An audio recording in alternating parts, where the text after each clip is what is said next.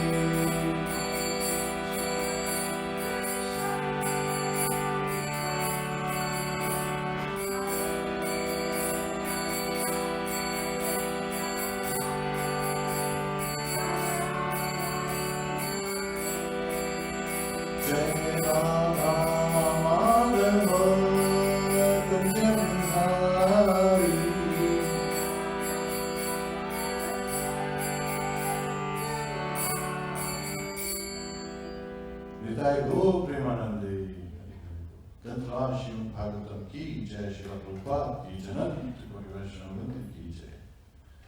All glories to some devotees, all glories to some devotees, all glories to some devotees. All glories to Shri Guru and Bhagavatam, all glories to Śrīla Prabhupada. Hare Krishna.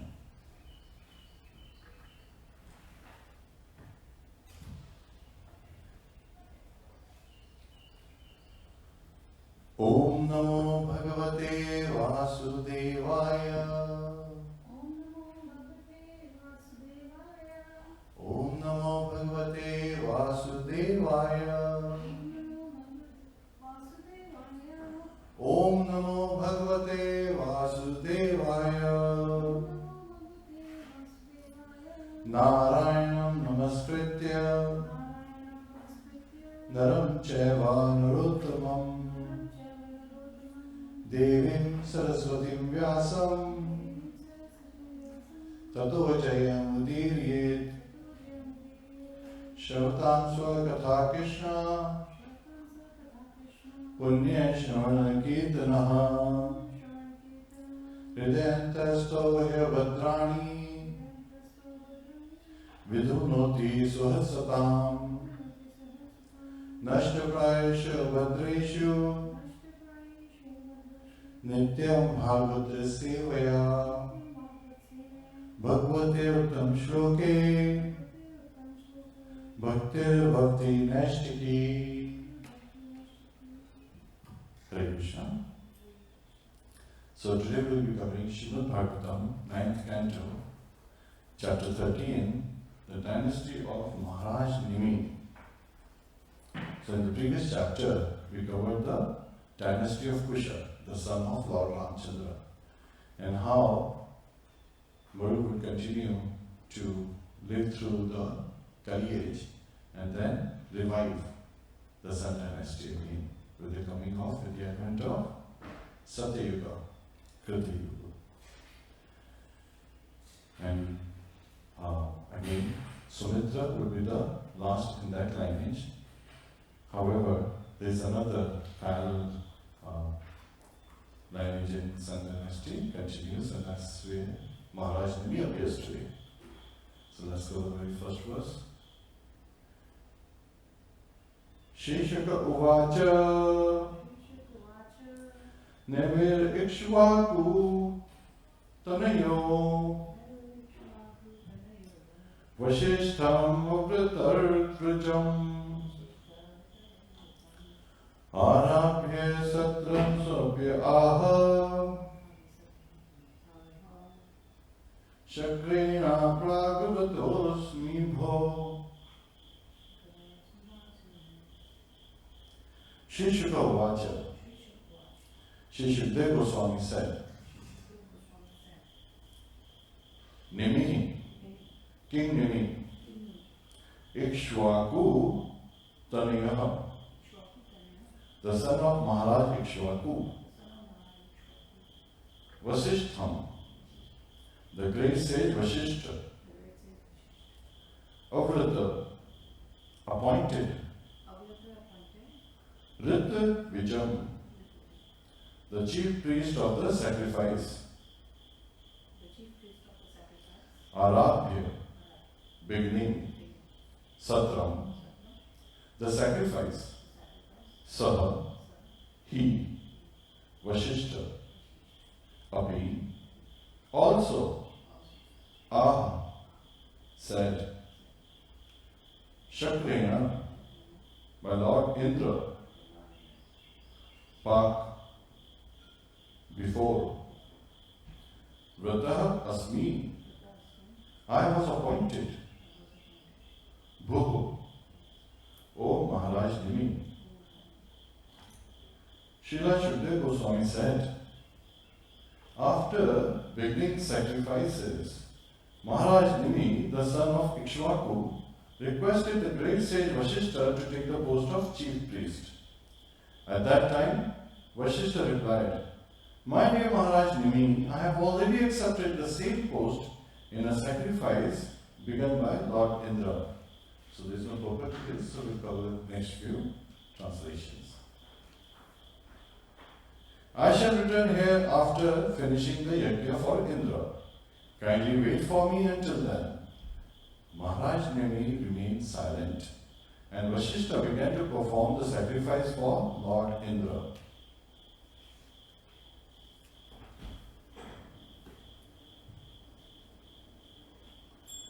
Mahārāja Nimi, being a self-realized soul, considered that this life is flickering.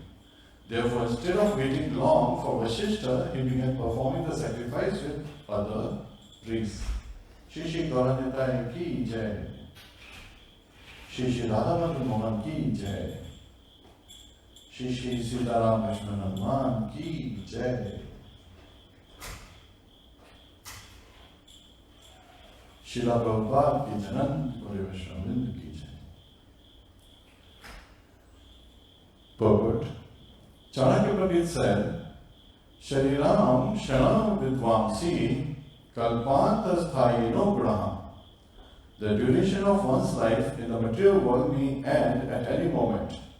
But if within this life one does something worthy, that qualification is depicted in history eternally. Here is a great personality, Mahārāja Nimi, who knew this fact. In the human form of life, one should perform activities in such a way that at the end he goes back home, back to Godhead. This is self-realization. Hare Krishna.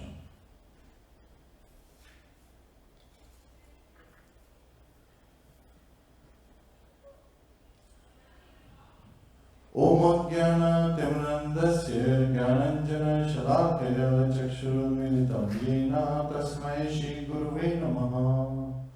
मुखं करोति वाचालं पङ्गुं लङ्घयते गिरिं यत्कृपातमहं वन्दे श्रीगुरुं दीनतारिणम्। हरे कृष्णा कृष्णा कृष्णा हरे हरे, हरे Ram Ram Ram Hare Hare. Hare Krishna. So in this particular chapter, I'm able to come up with 4 lessons, and there are unlimited lessons. And there are some interesting references given in Vishnu Purāṇa, so we'll cover some of those references as well.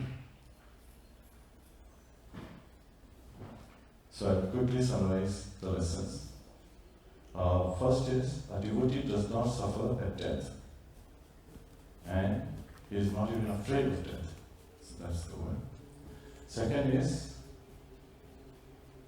Lord and his devotees, they are unseen to a common man. So there is a perspective aspect, perception matters, and how, the devotees, they stay hidden.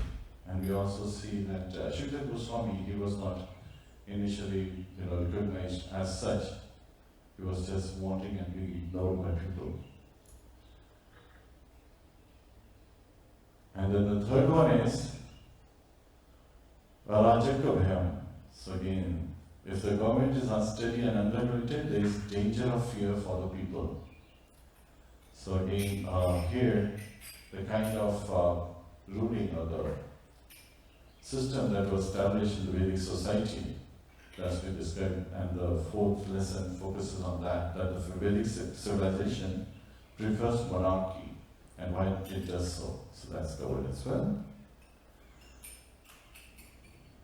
So here, in this particular chapter, as Śrīmad Goswami, he is describing and the various, he's listing down the descendants in the Sun Dynasty. And as he continues to go from one person to another, he stops at Mahārāja Nimi, and it refers that Mahārāja Nimi is son of Ikshvaku, who is son of Bhāgavata, who is son of course, Vivaswan. That's how the Sun Dynasty is coming down. And Mahārāja Nimi, he was a self-realized soul. And when he wanted to perform this yajna, Satram Yaga, it is referred to as this specific yajna, at that time he wanted his spiritual master, Vasishtha Muni, to be the priest, Sage Vasishtha to be the priest, the chief priest at this yajna. And when he requested his spiritual master, Vasishtha Muni responded that I have already accepted this position, the same position offered to me by who? The king of the demigods, Indra. And so he identified that, yes, please, I have already accepted this, so please wait for me, wait for my return. And then Mahārāja Nimi was quiet. And he realized, which is the following purpose, that he was not happy with the response, of course, because he realized that the life is flickering. At any moment it can end. So he decided to go ahead with other priests. And as he continued, the sacrifice, while Vasishtha continued, for King Indra, he continued to perform sacrifice. Mahārāja Nimi, he continued with other priests. And then Vasishtha returns after completing the sacrifice for Lord Indra. And at that time, Mahārāja Nimi is still performing his sacrifice.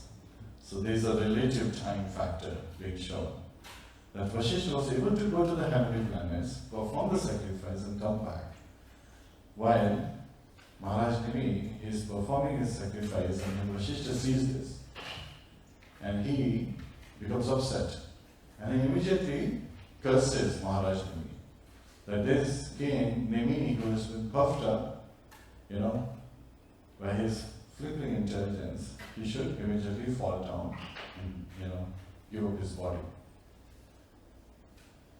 So at that time, Vasishtha assumed, and assumption is such a bad thing. So again, he assumed that Mahārāja Nimi, offended him and has gone ahead without his permission, without taking his permission. And when Shukdev Goswami is describing this to Parikshit Maharaj, it's shocking to Parikshit Maharaj, is how a spiritual master can get upset and can curse, give such a strong curse. And when Mahārāja Nimi, King Nimi, he is so cursed for no fault of his. He wanted to perform yajna. He becomes upset and immediately curses back. So this is a disciple cursing his spiritual master. Mahārāja Nimi, a self-realized soul, curses Vasishtha that he's referring to his spiritual master that he wanted to take the position at King Indra's yajna because he was getting remuneration. He was getting a lot of dakshina. And so his body should also fall. And then being a self-realized soul, Mahārāja Nimi follows the instructions. He meditates on the Supreme Personality of Godhead and leaves his body, gives up his body. And similarly, Vasishtha also gives up his body based on the curse that Mahārāja Nimi had, said. And at that time, Vasishtha is referred to as when Varun and Mitra, they meet, they see Urvashi, they pass semen. And at that time, Vasishtha is again born because this is kept in a pot. And we covered this earlier, that how Vasishtha and Agastya Muni, these two sages, were test tube babies of that time. So it's a very old technology. It's been there much before the scientists here in this material world figured it out. And so Vasishtha was reborn. And he continues further. And there's a difference. So the stories are not chronologically aligned. So in the 9th chapter of the 9th canto itself, we covered the incident of King Sudasa. Sudasa was the king in Sun Dynasty lineage. And he had once gone to the forest and killed a Rakshas. And so when he killed this Rakshas, his brother was also there, but he left, he did not kill his brother, the Rakshas's brother. And in a vengeful mood, the Rakshas's brother became a cook. He disguised himself incognito. He became a cook at Sadasa's palace and in his kitchen. And when Vasishtha Muni, so the one who was born from the pot, when he says King Sadasa, he welcomed his spiritual master, seats him nicely and offers him prasadam. But this was prepared by this cook, and he had used human flesh in cooking this prasadam. So Vasishtha immediately recognized that this is unfit to be eaten. And he immediately became upset and he curses King Sadasa that, you should become a Rakshas. And King Sadasa again became upset at that time. Just like King Mahārāja Nimi became upset, King Nimi became upset here. King Sadasa had become upset. He had taken the waters to curse back, and at that time his wife, she stops him from cursing Vasishtha Muni. And at that time Vasishtha Muni recognized that he had made a similar mistake of quickly cursing Mahārāja Nimi, and it didn't go well. Because King Nimi had cursed back and he had to give up his body. That was what he had at that time. So he immediately decides to correct his action. So again, it's not that one is fallen or one makes a mistake. What's important is, after making a mistake, one recognizes the mistake and gets up again and continues on the same path. And that very much holds in our spiritual life. When we are doing practice, there will be mistakes happening.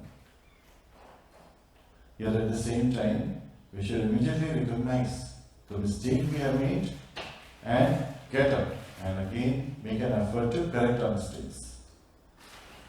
And similarly when we chant, many times it may happen that our thoughts just go away in some other, thinking of work or thinking of family, thinking of friends, or may just be distracted.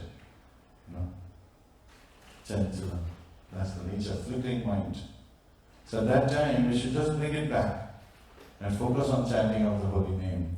Hare Krishna, Krishna Krishna, Hare Hare, Hare Ram, Ram Ram, Hare Hare, Hare Krishna. So again, remembering this Friday actually, we had Radharani's appearance day, Radhashtami. And this hall was fully packed and it was echoing, it was resounding with the holy name. And that was being chanted by all the devotees. And we are always taking shelter of Radharani. Srila Prabhupada says that we are, again, Rupanugas. And Rupa Goswami is one of the Manchiris. So again, who is following Radharani? So we are all following Radharani. And it is through mother we approach the father. So we are all praying to receive the mercy of Radharani. Because if Radharani puts our case in front of Krishna, Krishna will definitely take it. We may not have enough qualification to present our case in front of Krishna because we have so many flaws in our very self. But through mother, we want to invoke her compassion. Yet at the same time, we want to follow her example. The name Radha comes from Aradhita. Aradhita means the topmost devotee, the topmost worshipper of Lord Krishna. So here, when we are chanting Mahamantra, we are actually calling out to Mother Radha, Hara, Mother Hara. And just like when in Ramayana, Lord Ram, when he calls Sita, he calls her, Sita. Similarly, when we call on the Hara, Mother Radha, we call her as Hare. And Lord Krishna is, of course, we all attracted Lord Krishna. And then the third word that appears in Mahamantra is Ram. And sometimes it's very interesting. Ram refers to Lord Krishna as Radharaman, yet at the same time also refers to Balaram, or at the same time can refer to Lord Ramchandra. So Srila Prabhupada in his writing describes very nicely that Vishnu Tattvas are not different. So here we should understand that even though the activities may be different, their goals may be different, but they are, Swamsha of the Lord. Which is like the candle, the main candle, and there are many other candles. So the main candle is same as other candles, yet at the same time Lord Krishna being the main, his expansions are not different from him. And so when we say in Bhagavad Gita, it says, Shri Bhagavan Uvacha. Every time he refers to Lord Krishna. Yet at the same time, it's also understood that based on the past time, it is referring to Vasudeva Krishna, who is there.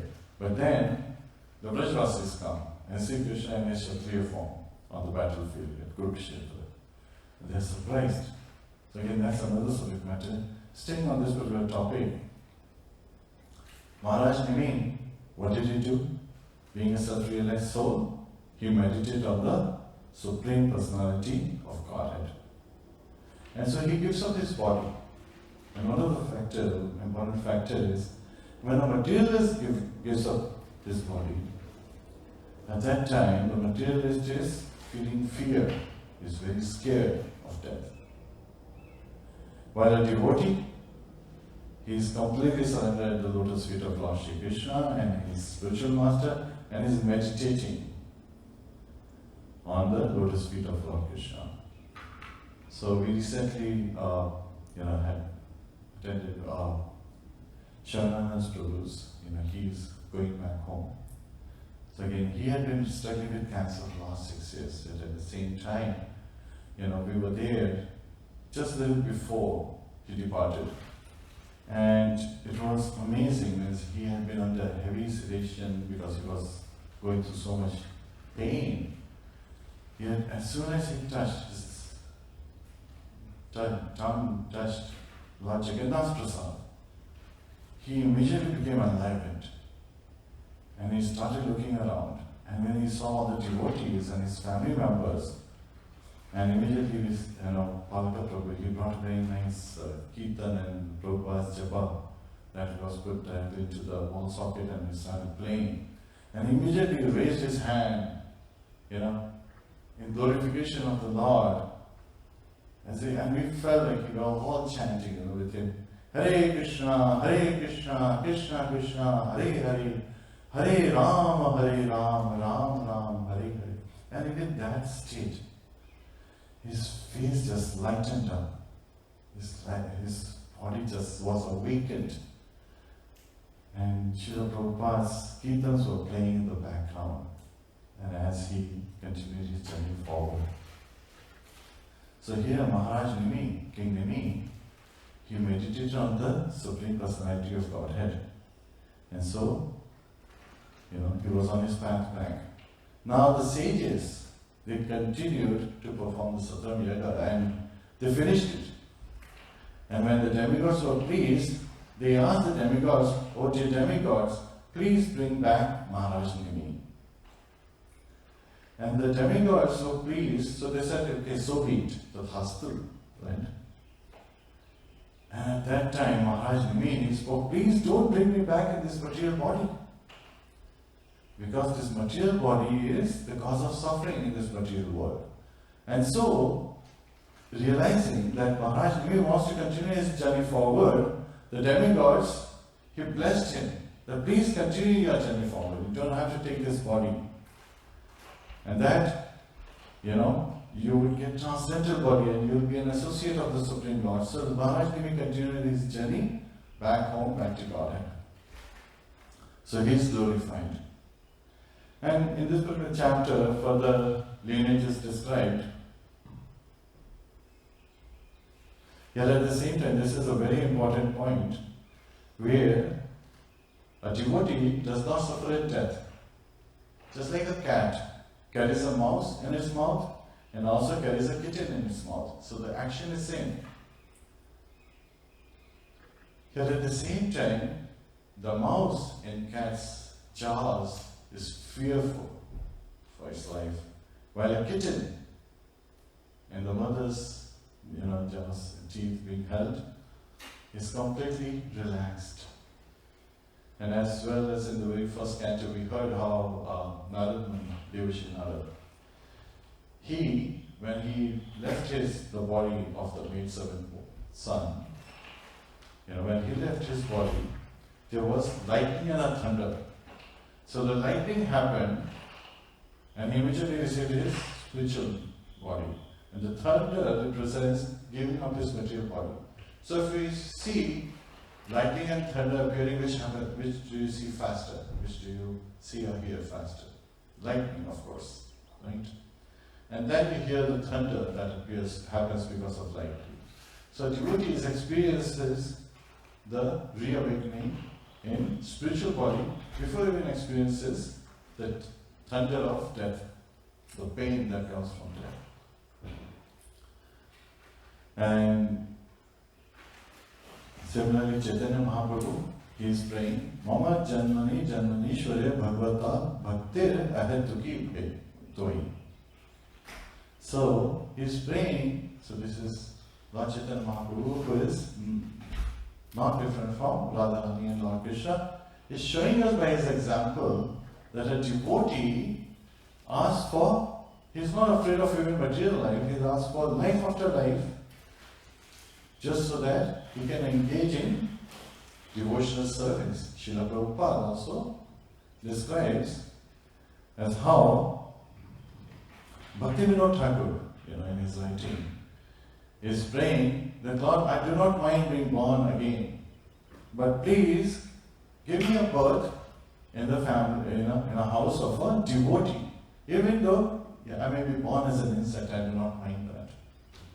So such other emotions, loving emotions towards Lord Krishna, the Acharyas are explaining to us.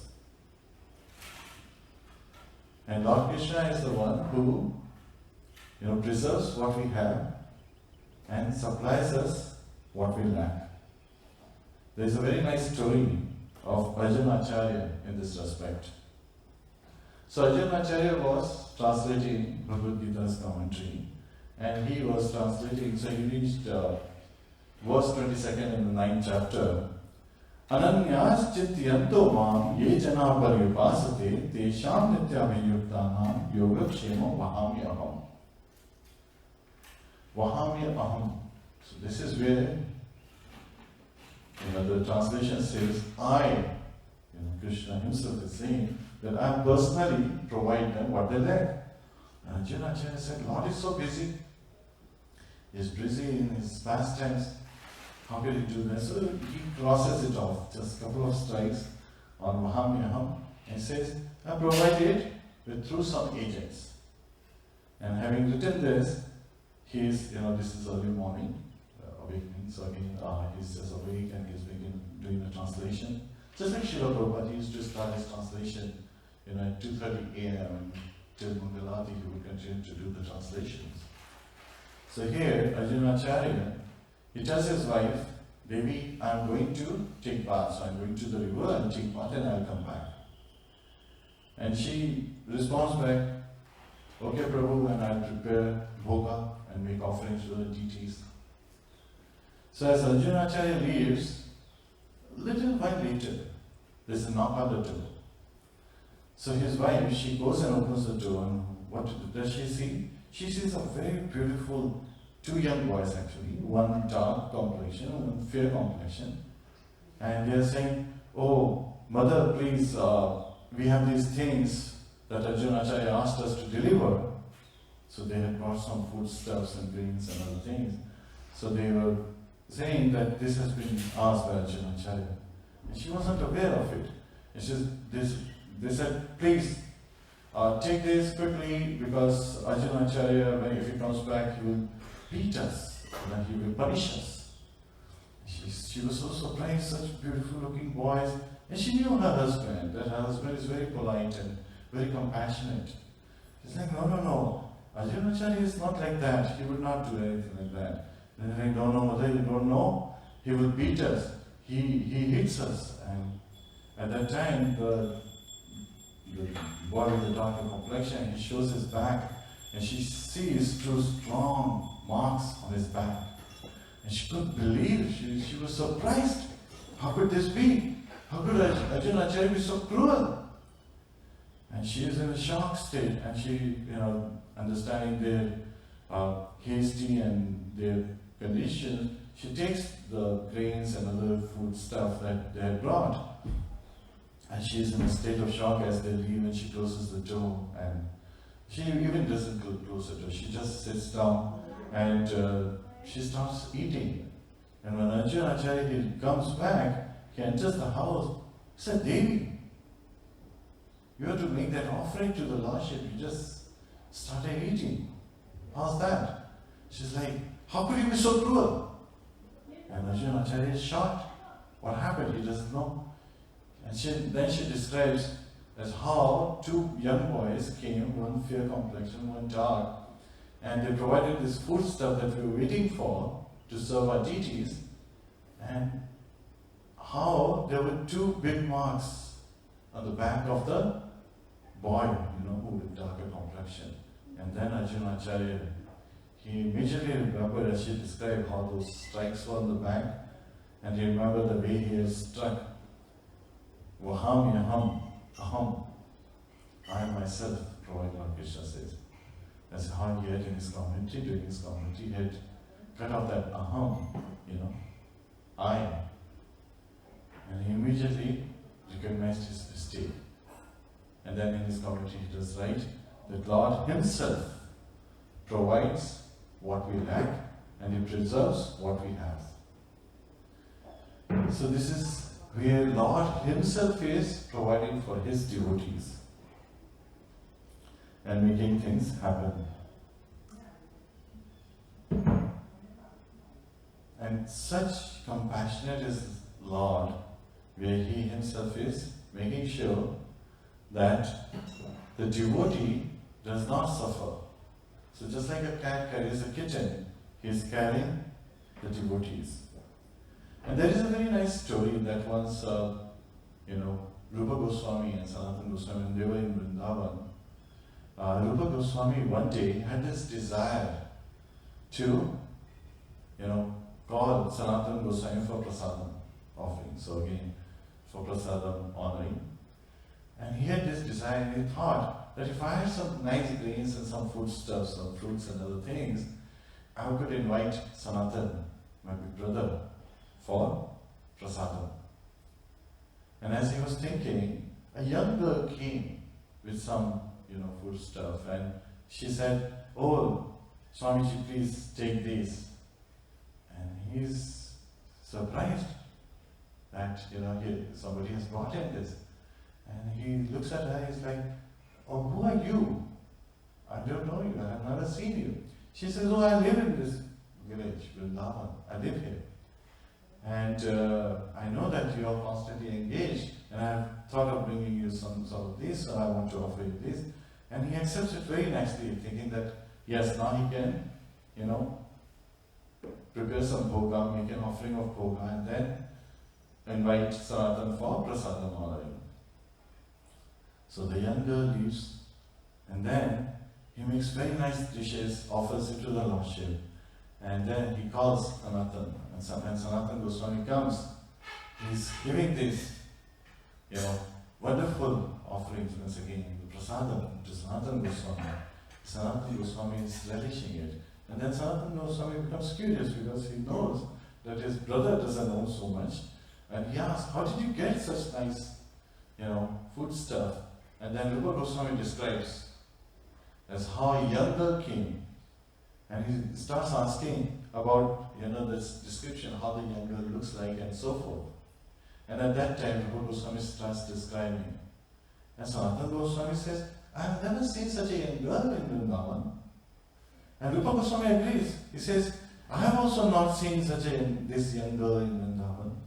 And at that time, Sanatana Goswami is really awakened. He's like, "Oh, you have killed me." He starts crying. "You took service from Radharani.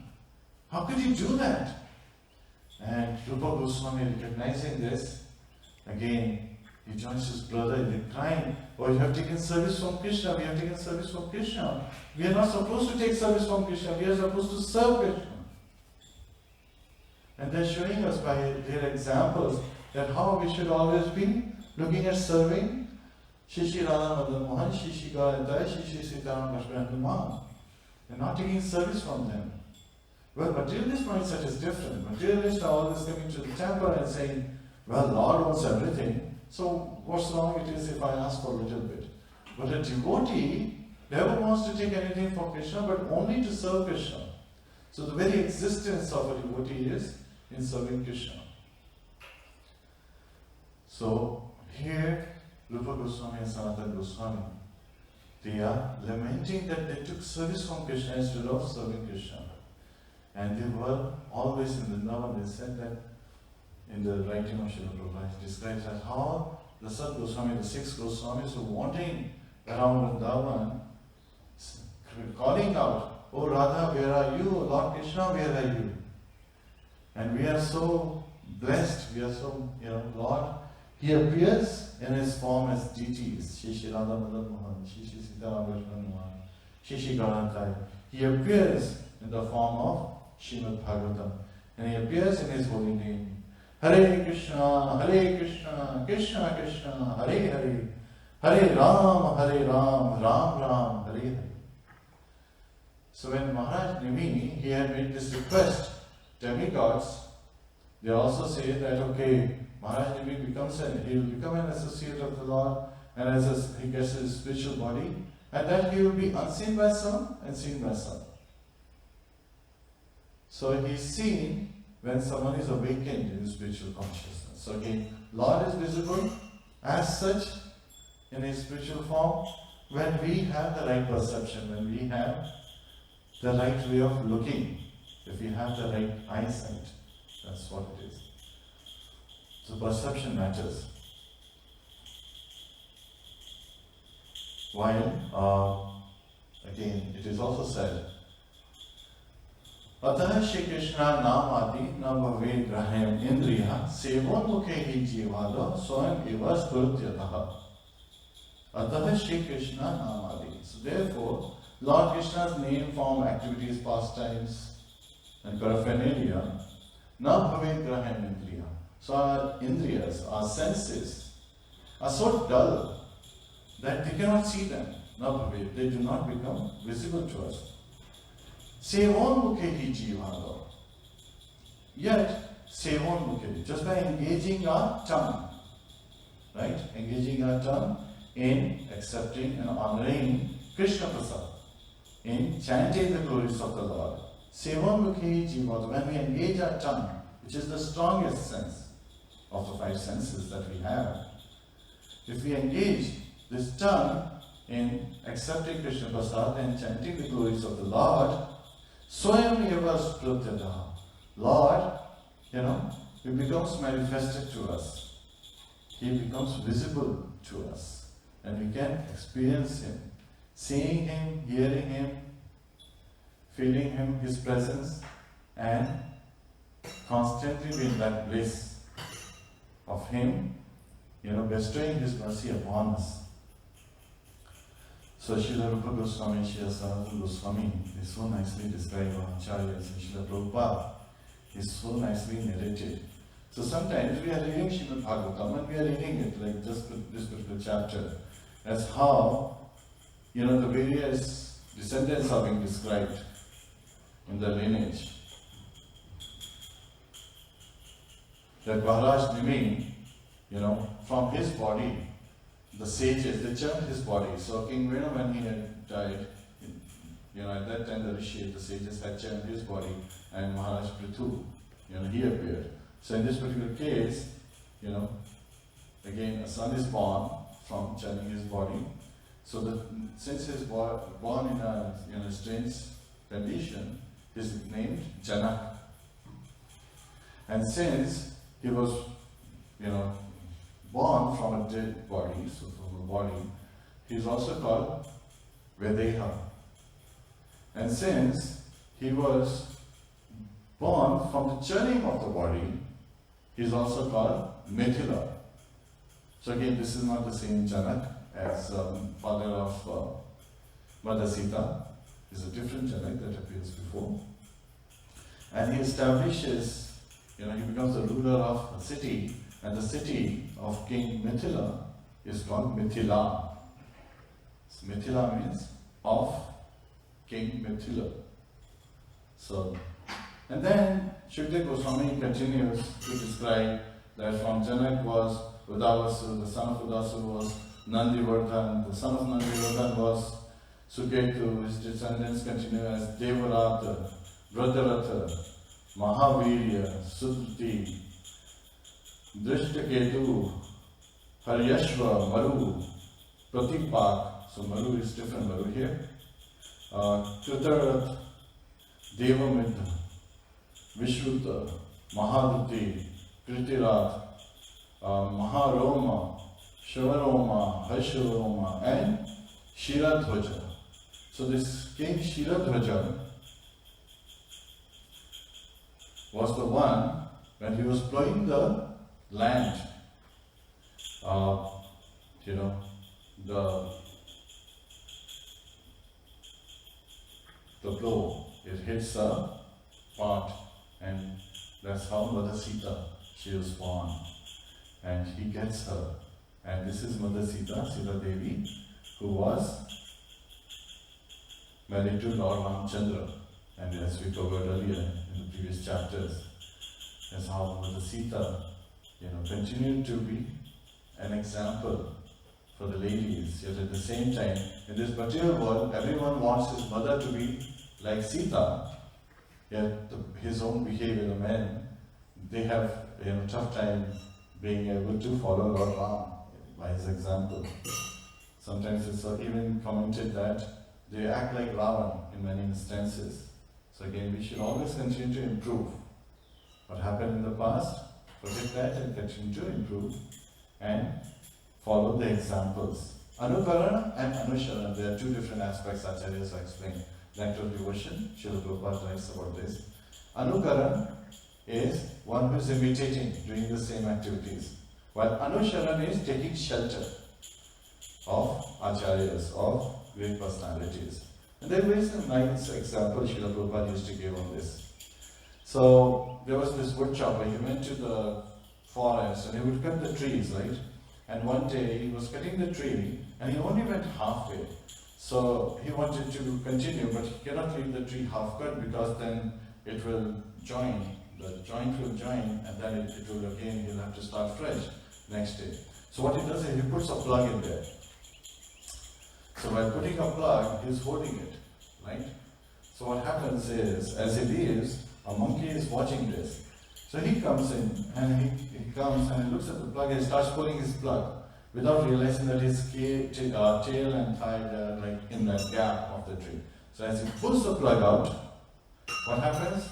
The joint immediately closes, clipping his thigh and tail, and the monkey cannot get out of this trap and he dies. So that's the state when you are doing anukaran, when you are imitating someone's action. Without understanding the purpose, you are following someone. He also used to give the example of this veterinarian. He had an assistant and they would go from village to village curing animals, right? So once he got a call, the veterinarian, he got a call from a farmer who said that the horse he has, he's sick.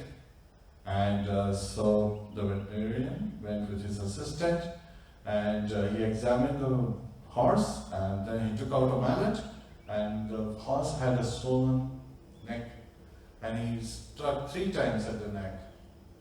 And then soon the horse was, got up and he was fine. So the assistant looked at it, it's like, I can do that. And then he left the doctor's service and he went village to village. He's saying that he can, cure animals. And all he was doing is he was taking the mallet and hitting the animals on the neck 3 times and he was killing the animals by following that action. And so the news spread, the veterinarian came to know that how his assistant is going and killing so many animals. So once, he apprehended his assistant, he said, "Why are you doing this? Why are you killing all these animals?" He's like, "I'm doing exactly what you were doing, but I don't know why they're getting killed because they're just too sick to be able to survive. The cure that I'm giving them." It's like, "How are you curing them?" "Oh, I'm taking the mallet and I'm hitting on the neck 3 times. The veterinarian says, "But that was a special case." He said, No, you hit the horse and the horse, he was lying on the ground in pain and suddenly he got up and he was healthy. The veterinarian says, that was a special case. That was a case where the watermelon was stuck in the throat of that horse and I had to break that watermelon from outside. So my striking the mallet was to break the watermelon, and once the watermelon broke, which was stuck in the throat, it went down and the horse was cured. The horse was comfortable and immediately got him. So this is the stage when we try to do anukaran, when we try to imitate the devotees, then it fires back. Hare Krishna. There is a firing of flowers happening today. Hare Krishna. It's a great blessing. Very good. So again, we should take anushara. We should, take the shelter. Shara is taking shelter of the acharyas of great devotees and in disciplic succession of other personalities who are also taking shelter. Gauranga Prabhu gives a very nice example that you think of it, you are watching something telescope, and the characteristic of telescope is as you add another lens to it, things look closer. So here, in the disciplic succession, we have been supported by so many acharyas. So someone trying to approach Krishna, he will be sitting in the back and trying to approach Krishna directly, but Krishna looks so far to him. Yet at the same time, when he approached through disciplic succession, it's like putting lens, right? So the acharyas provide us their, the chakshu. So we are approaching the spiritual master that, you are providing me that eyes through which I can see Lord Krishna. Because through their eyes, when we see, he appears closer and closer and closer. So when we read Acharya's writings, we see how Krishna becomes so close. Yet at the same time, we should still call out with our full heart. Not that now he is so close. Again, this is a very interesting situation. where a mother was calling for her son, and the son was at a tall building, you know. So she was actually, the mother was on the terrace, the son was on the ground, and she was calling her son, but you know, she could not call. So there was a tourist. He says, "Can you see him when you call him?" And then she says, "Yeah, I think so." But he says, "Why don't you use my binoculars and then you see, and then you call him." She says, "Okay." She takes the binocular, put her on her eyes, and she suddenly sees that her son is so close. And she says, "Oh Ramu ka beta, come here." Now she's not calling out loudly. She's just thinking that the son is just a few meters away. And he can quickly hear her. She has no need to cry out. That should not be our attitude, right? We should still recognize that Lord Krishna is so far, yet he has become so easily available and so easily accessible to us. We should call out with our full energy and say, "Hare Krishna, Krishna Krishna, Hare Hare, Hare Ram, Ram Ram, Hare Hare." So with our full heart, full energy, we should call out. So this was a very interesting question that was raised last week on Sunday as well, that how should one call out? And Namacharya, Haridas Thakur as well as Rupa Goswami, they recommend that one should call out loudly. Of course, there are 3 ways to chant. And of course, yesterday when we were at the regional park, we were all calling out for the Lord so loudly that people from other areas were coming and gathering around. And they were dancing and chanting with the devotees. So it was such a... Harinam at the park. And all of a sudden, we had about 100 some devotees in our gathering, but there were so many more devotees, again, people getting attracted. They were coming and asking, "What are you guys doing? This is such a great celebration going on here. What are you all doing?" And all our response was, "We are calling out for the Lord," so they joined in that call out. So now, continuing this chapter, so the Lord's name is so merciful, and Śrīmad-Bhāgavatam, Lord again appearing as Śrīmad-Bhāgavatam, so merciful that He is bestowing His mercy and enlivening us. We are not just surviving, we are living the way we should be, performing devotional service. And now coming to the second, so a devotee is seen and unseen, just like the Lord is seen and unseen. So when one has the right eyesight, one can see the devotee as such. And sometimes it is by the mercy of the devotee that he becomes visible. Just like in the case of Ajamil, when he called out Narayan, the Vishnu Duttas, 4 of them, they came immediately. And they immediately appeared to his eyesight. They appeared to him and they said, "Do not fear." If they didn't appear to him and so just he hears some sound, "Do not fear," that would be more scary, right? So they appeared to him and they said, "Do not fear."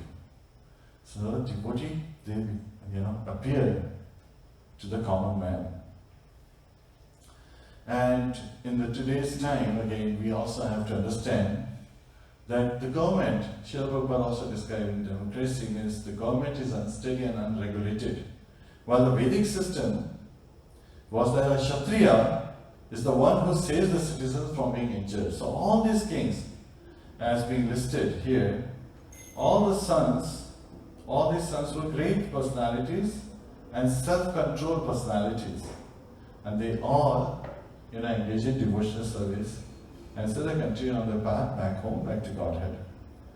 So at that time, Shukdev Goswami identifies that this completes the list of entire dynasty. However, there are a couple of interesting references being given that I would like to cover. So in the 20th and 21st translation by Prabhupada, it's given that Shukdev Goswami is describing to Maharaj Parikshit, "Oh Maharaj Parikshit, the son of Kritadhwaja was Keshi-Dhwaja, and the son of Mitadhwaja was Khandikya. The son of Kritadhwaja was expert in spiritual knowledge." So now Kritadhwaja himself was a Jnani. He was seeking, spiritual Jnani as a speculative knowledge. He was following Jnana Yoga. While his son Keshidhvaja was seeking spiritual knowledge, so he was following Bhakti Yoga. And the son of Mitadhvaja was expert in Vedic ritualistic ceremonies. So,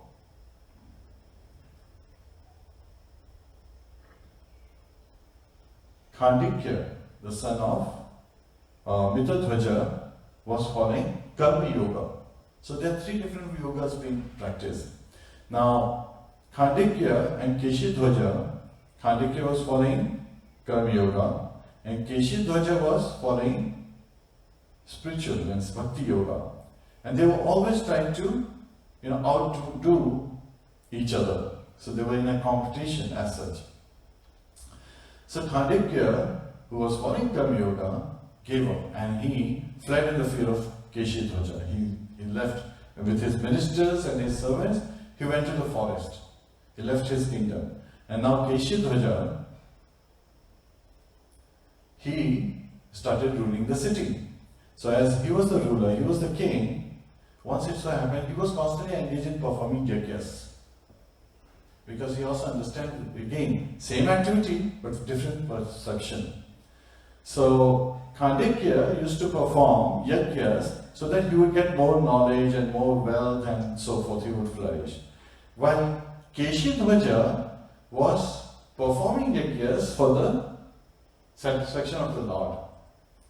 This is, Treta Yuga, where austerity has gone away, only the three legs, cleanliness, mercy and truthfulness is standing. So with cleanliness, Hare Krishna, Keshidhvaja recognized, Bhoktaram Yagyatapsam Sarva Maheshwaram. So who's the benefactor? Beneficiary of the sacrifices? Lord Krishna. So he is, to please Lord Krishna, he is performing these yagyas. However, it so happened that at night, one of the cow is eaten up by a lion.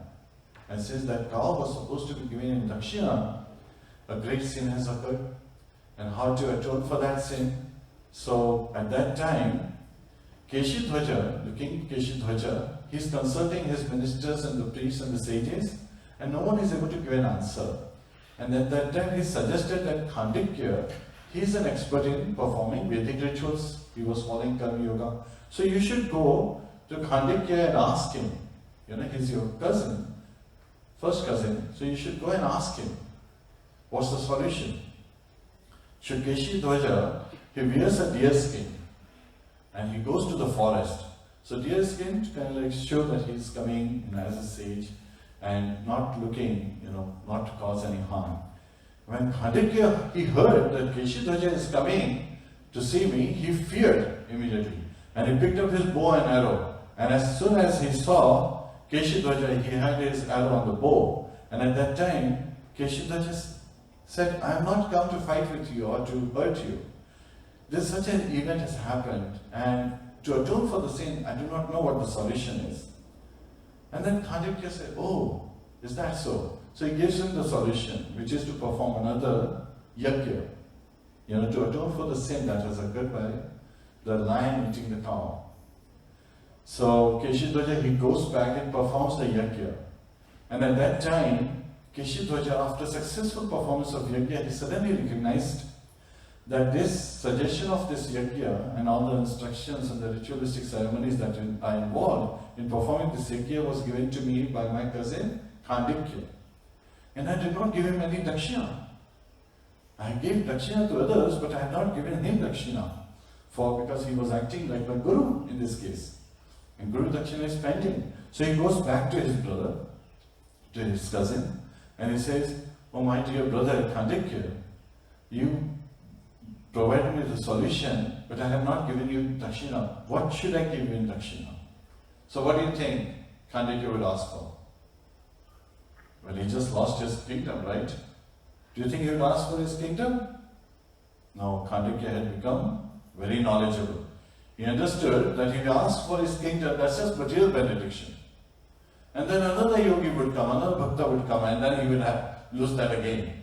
So he understands the nature of this material world, how it's flickering, how things are flickering in this material world, because of the dualities that occur. which is caused by the illusion we are in. So Khandekya at this particular time had become knowledgeable to just understand what to ask for. And he asked his brother Keshidhwaja, his cousin Keshidhwaja, to give him spiritual knowledge.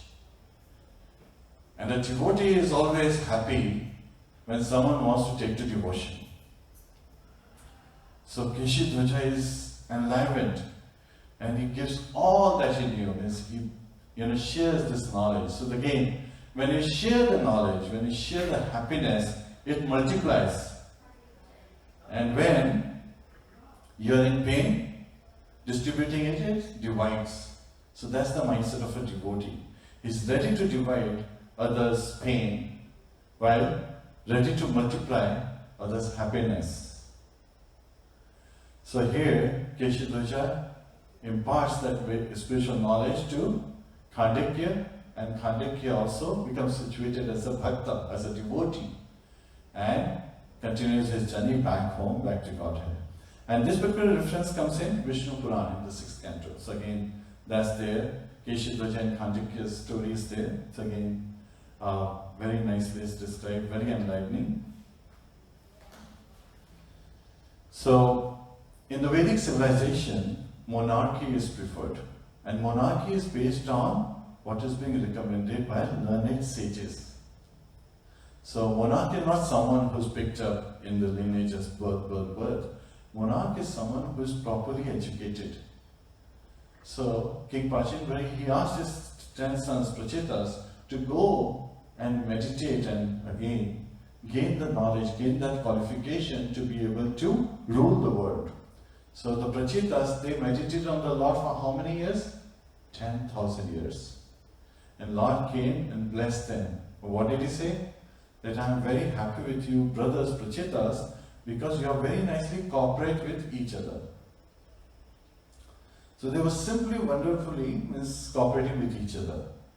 And when devotees, once again, Srila Prabhupada, there is a very nice story of event of simply wonderful, where Srila Prabhupada, at the end of his class, he would give out these sweets, and he would call them simply wonderful. And the devotees, his disciples asked. So Srila Prabhupada, sometimes when we go out and we see, men standing on the side of the road, asking for some money, we give them this sweets, simply wonderful. So Srila Prabhupada said, that's simply wonderful. That you are giving this wonderful prasadam, sweets, to these people, to these men, and they have never tasted such simply wonderful sweets in their lives. So when they taste this simply wonderful, they become wonderful. And soon you will see them coming to the temple, and that would be wonderful. And so they simply become engaged in devotional service, and that's wonderful. So he becomes simply wonderful. And then the devotees, they said, oh, Srila Prabhupada, you are simply wonderful. And Srila Prabhupada said, so you become simply wonderful. So again, we should just engage in devotional service, engage in chanting of the holy name, and with Srila Prabhupada's mercy and the Acharya's mercy, we'll all become simply wonderful. So let's chant together. Hare Krishna, Krishna Krishna, Hare Hare, Hare Ram, Ram Ram, Hare Hare, Hare Krishna. Any Krishna comments? Gantra Śrīmad-Bhāgavatam ki jai, Śrīla Prabhupada ki jai, Anant Kori Vaishnava ki jai, Nitai Go Premanande, Hare Hare Bol, Hare Krishna. Virat Prabhu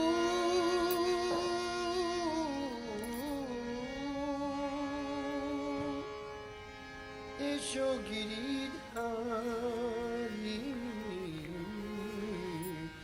Shamol Sundaro Sham Shamol Sundaro Sham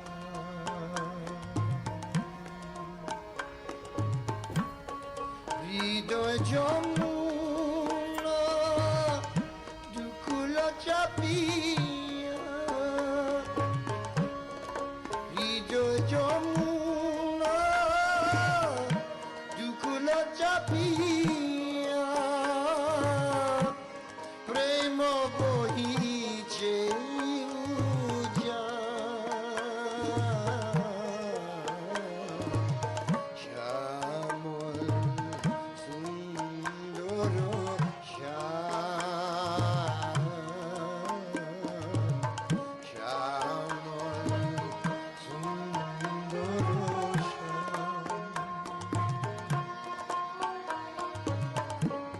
রার প্রভু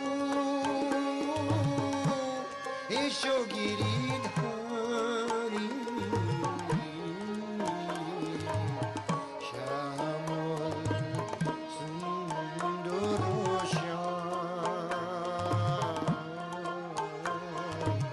শ্যামল সুন্দর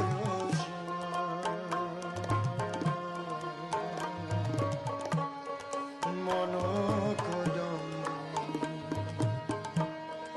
ফুটিয়াছে ফুল প্রেম তো রঙ্গে লেগেছে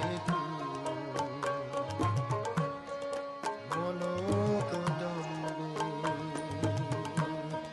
ফুটিয়াছে ফুল প্রেম তো রঙ্গে লেগেছে এসো এসো হরি বাজিয়ে বাঁশরি এসো এসো হরি বাজিয়ে বাঁশরি শ্রী রাধিকার বলো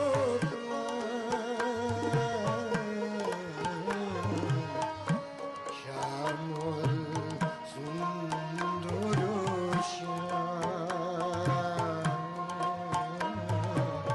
শ্যামল সুন্দর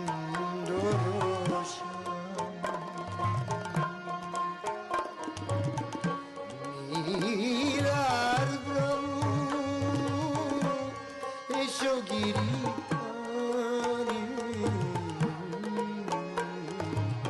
শ্যামল সুন্দর